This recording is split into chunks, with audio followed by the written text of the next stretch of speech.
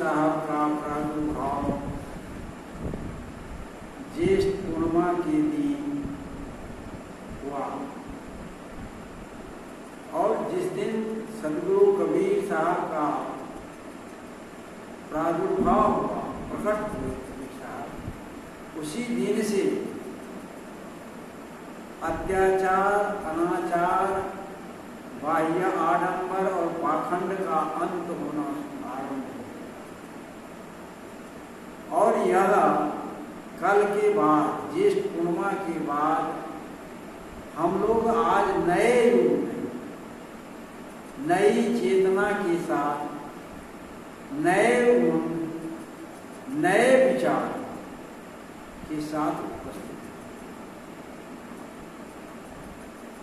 प्रत्येक मानव अपनी सोच को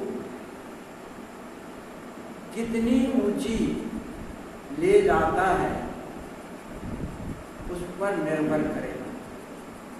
आपकी सोच आपको महान बना सकता है और आपकी सोच आपको महान से महान पद प्राप्त करने पर भी निम्न बना देगा। इसलिए सोच से ही व्यक्ति महान होता है। बुद्धि, वैर मनुष्य से बड़ा है, हाथी बड़ा है, बहुत सारे जानवर बड़ा है, लेकिन उसके पास बुद्धि और सोच नहीं होने के कारण वह कुछ नहीं है, सब मनुष्य के गुलाम है। आकांक्षा बड़ी होगी, बड़ी बात नहीं।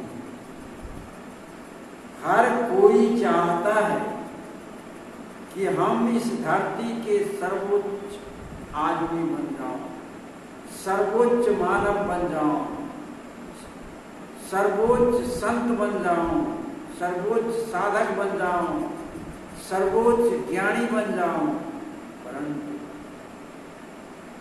यदि सो चाहता है तद अनुरूप सोच और क्रिया नहीं है तो सफल नहीं। इसलिए बड़ी आकांक्षा के लिए बड़ी सोच की आवश्यकता और कठिन धैर्य।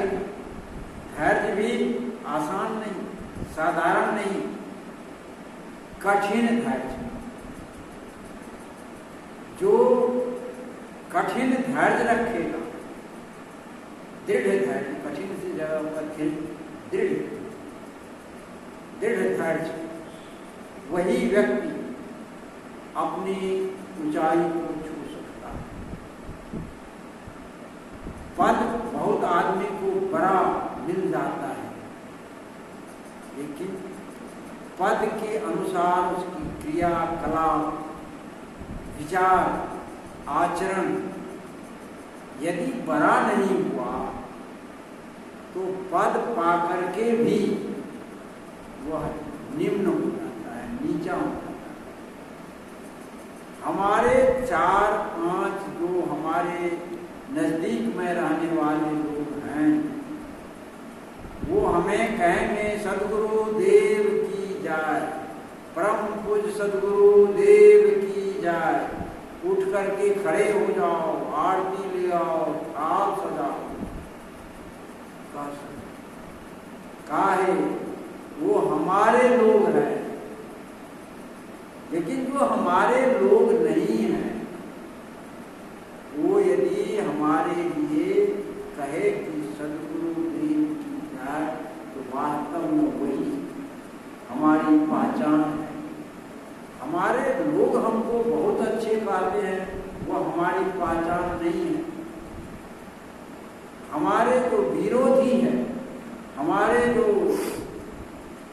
हमसे कुछ ताल्लुकात नहीं रखते हैं, वो यदि हमारे अंदर हम पर श्रद्धा रखते हैं, हम पर आस्था रखते हैं, तो वह हमारी पहचान। व्यक्ति का पहचान, व्यक्ति का पद नहीं होता, व्यक्ति का कर्तव्य होता। धन पा करके कोई बड़ा हो सकता है क्या? प्रतिष्ठा और इज्जत पैसे से नहीं मिलती। मुंह पर भले मिलेगा, पीछे में गालियां ही मिलेगी। इसलिए और वह प्रतिष्ठा, पैसे की प्रतिष्ठा, पद की प्रतिष्ठा क्षणिक होगी। जिस समय आप गद्दी पर हो, जिस समय आपके पास पैसा होगा, उस समय आपके चाटुकार लोग, आपके निकटवर्ती लोग आपको जय जयकार करें। इसका मतलब आप बहुत बड़े दानी नहीं है, बहुत बड़े न्यायप्रिय व्यक्ति नहीं है, बहुत बड़े समाज सेवी नहीं है। जो आपके नजदीक के लोग नहीं हैं, वह यदि आपका जय जयकार करता है, तब आप समझें कि मैं अपने मार्ग पर चल रहा हूं सही, और करने की आवश्यकता और बढ़ने की आवश्यकता। ये नहीं कि हमारे विरोधी यदि हमारा जय जयकार कर रहा था, पुलोगी हो जाना नहीं, फिर खत्म हो गया। जिस समय पुलोगी हो जाओगे, उसी समय तुम्हारी शक्ति क्षीण हो जाएगी, तुम्हारा विचार धूमिल हो जाएगा, तुम्हारा लक्ष्य तुमसे दूर हो जाएगा। इसलिए अपने पथ पर सदा अग्रसर रहना। इसलिए क्योंकि आपका जो पथ है, आपका जो लक्ष्य है, वह लक्ष्य आपके नेत्र में, आपके दिमाग में, आप सोए तब होना है, जगे तब होना है। और इसके लिए व्यक्ति का चयन करना, पहचानो कि कौन हमारे मित्र है, कौन हमारे शत्रु है। शत्रु भी मित्र होते हैं, मित्र भी शत्रु। एक नीति की बात याद कर लो। यदि कोई सज्जन व्यक्ति है, यदि कोई सज्जन व्यक्ति है, यदि उससे रार हो गया, झगड़ा हो गया, लड़ाई हो गई, दुश्मनी हो गई, उतना घातक नहीं। फिर से मैं कह रहा हूं, यदि कोई सज्जन व्यक्ति है, उससे लड़ाई हो गई, झगड़ा हो गया, विवाद हो गया, तो वो उतना घातक नहीं है। एक यदि दुष्ट व्यक्ति आपका मित्र भी है, तो वह उस शत्रु से, जो विद्वान है, जो सज्जन है, उससे वह यदि दुष्ट व्यक्ति है, वह ज्यादा घातक है। वह कभी भी आपको घातक, और आप पानी पीने का मौका नहीं मिलेगा। कैसे? जैसे गौमन सांप यदि एकांत स्थान में डस ले, जाओगे कहीं नहीं जा सकते। जब तक न जाओगे, उसके पहले प्राण पखेरु उड़ जाएंगे। वह जो दुष्ट व्यक्ति होता है, वैसा ही विषेला होता है। समय पा करके आपका मित्र भले है, जरा सा फर्क हुआ, जरा सा दिमाग में उसके ये हुआ, घात कर। आज देखे होंगे, जितने वाले लोग होते हैं, उसको मारने वाला उसी के साथ होता है। जो एक रोटी, दो आधी रोटी अपने खाता, आधी रोटी अपने साथी को देता है, वही साथी को वो गोली मारता है। सज्जन और दुर्जन। इसलिए जो बड़ी सोच की व्यक्ति, बड़े ऊंचाई पर पहुंचना चाहता है, उसको चाहिए सोच अच्छी। कर्तव्य पथ पर विघ्न भले आवे, कर्तव्य पथ पर विघ्न अनेक आते हैं। एक छोटी सी घटना मैं बताऊं। जब चंद्रगुप्त को एक शेर के पिंजरा में डाल दिया गया, गिरा दिया गया, तो वह शेर से जंग लड़ते हुए किस तरह से आत्मरक्षा किया, हिम्मत नहीं, भयभीत नहीं हुआ। यदि भय होगा तो उसको सिर खाए। इसलिए जो वीर होते हैं, जिसका लक्ष्य बड़ा होता है, उसकी दृष्टि बड़ी होती है, उसकी सोच बड़ा होता है, उसकी बुद्धि बड़ी होती है, उसका कर्म बड़ा होता है, वो बहुत उदार भी होते हैं, बहुत न्यायी भी होते हैं। यदि आपके पास न्याय नहीं है, आपके पास कर्म नहीं है, आप अपने महान ऊंचे पद प्राप्त नहीं। इसलिए व्यक्ति को ऊंची सोच के साथ साथ ऊंचा कर्म, ऊंचा विचार और ऊंचा व्यवहार भी रखना चाहिए। नीति के अनुसार कोई भी शत्रु मित्र हो सकता है, कोई भी मित्र शत्रु हो सकता है, लेकिन उसके स्वभाव नहीं बदलते। उसके स्वभाव, फिर से सुन लीजिए, उसके स्वभाव नहीं बदलते। सदगुरु कबीर साहब ने कहा, चाकर जौन स्वभाव छुटे नहीं जीव से, नीम न मीठी होय सिजे गुड़ घीव से। यदि आपने दुष्ट व्यक्ति से संगति कर ली, मित्रता कर ली, तो वह कभी न कभी आपको खा। यदि आपने सज्जन से, संतों से दुश्मनी भी कर ली है, जान से नहीं मारने को, घात नहीं करेगा, वो छिप कर नहीं मरेगा, वो धोखा नहीं देगा, वह छल नहीं करेगा आपके साथ, आपको सामने में कहेगा।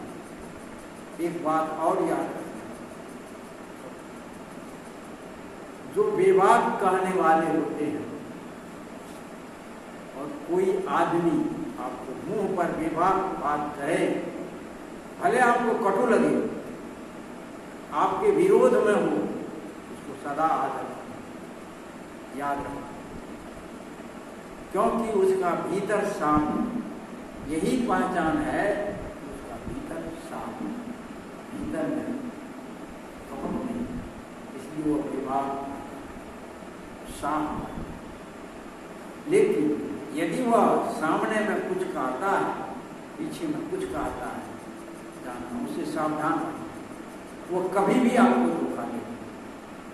ऐसे व्यक्ति से जो कुछ आकांक्षा रखने वाले व्यक्ति होते हैं, सावधान रखें। भले उनसे काम लेंगे, भले उनके साथ रहेंगे, लेकिन उससे सावधान रहना ये नीति का। इसलिए व्यक्ति को ऊंची ऊंचाई को प्राप्त करने के लिए सबसे पहले लक्ष्य ऊंचा, सोच ऊंची, व्यवहार ऊंचा, कर्म ऊंचा, समय का पहचान, दृढ़ संकल्प, धैर्य, इतनी चीज की परम आवश्यकता।